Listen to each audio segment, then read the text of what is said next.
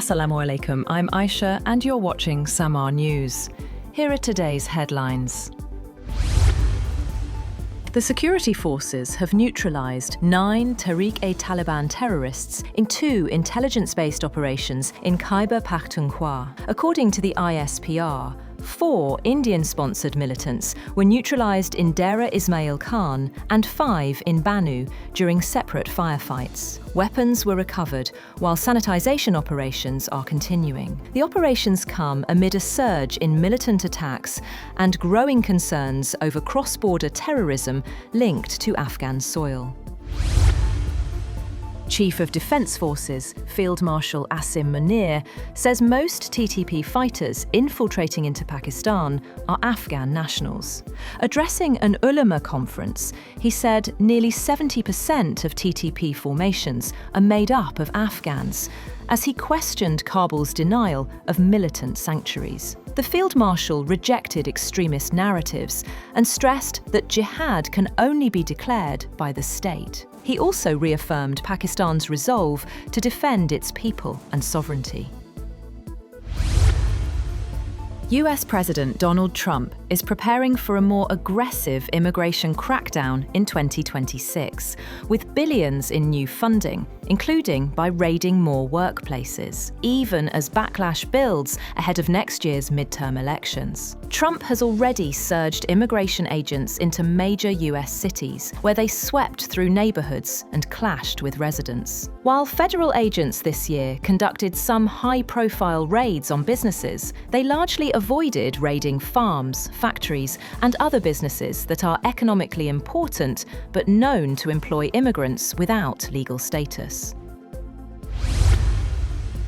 Israel's Security Cabinet has approved the recognition of 19 new settlements in the occupied West Bank, pushing ahead with its settlement expansion policy. Far-right Finance Minister Bezalel Smotrich said the move was aimed at preventing the creation of a Palestinian state. The decision has drawn condemnation from Saudi Arabia and the United Nations, which says settlement expansion threatens the viability of a two-state solution and fuels rising violence in the territory. Russian President Vladimir Putin has hosted a summit of the Supreme Eurasian Economic Council in St. Petersburg. Leaders from Belarus, Armenia, Kazakhstan and Kyrgyzstan attended the meeting, along with the head of the Eurasian Economic Commission. The talks focused on cooperation within the Russian-led Eurasian Economic Union, where Moscow remains the dominant economic power.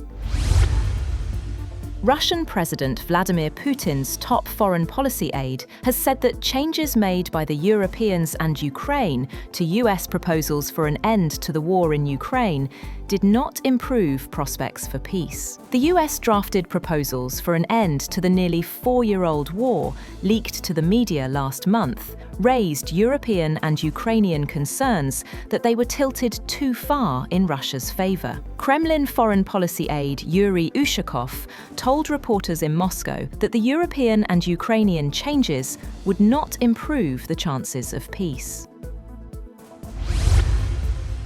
France has decided to build a new aircraft carrier to strengthen its role as a major maritime power. President Emmanuel Macron announced the decision while addressing French troops at a military base in Abu Dhabi. Macron said the programme was approved this week and would significantly boost France's naval capabilities.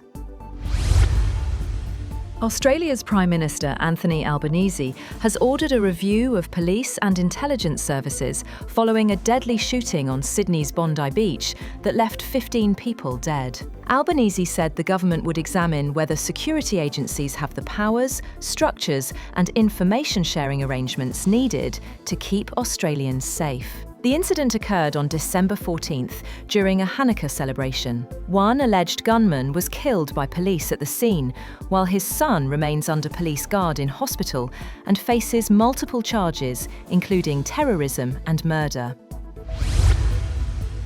A large power outage struck San Francisco on Saturday, leaving about 125,000 residents without electricity, according to city emergency officials and utility provider Pacific Gas and Electric Company. The San Francisco Department of Emergency Management warned residents to call 911 only for life-threatening emergencies, avoid non-essential travel, and treat non-functioning traffic signals as four-way stops. Officials also advised keeping refrigerator and freezer doors closed and turning off major appliances to prevent power surges. The blackout caused traffic congestion across parts of the city and forced some businesses to temporarily shut down.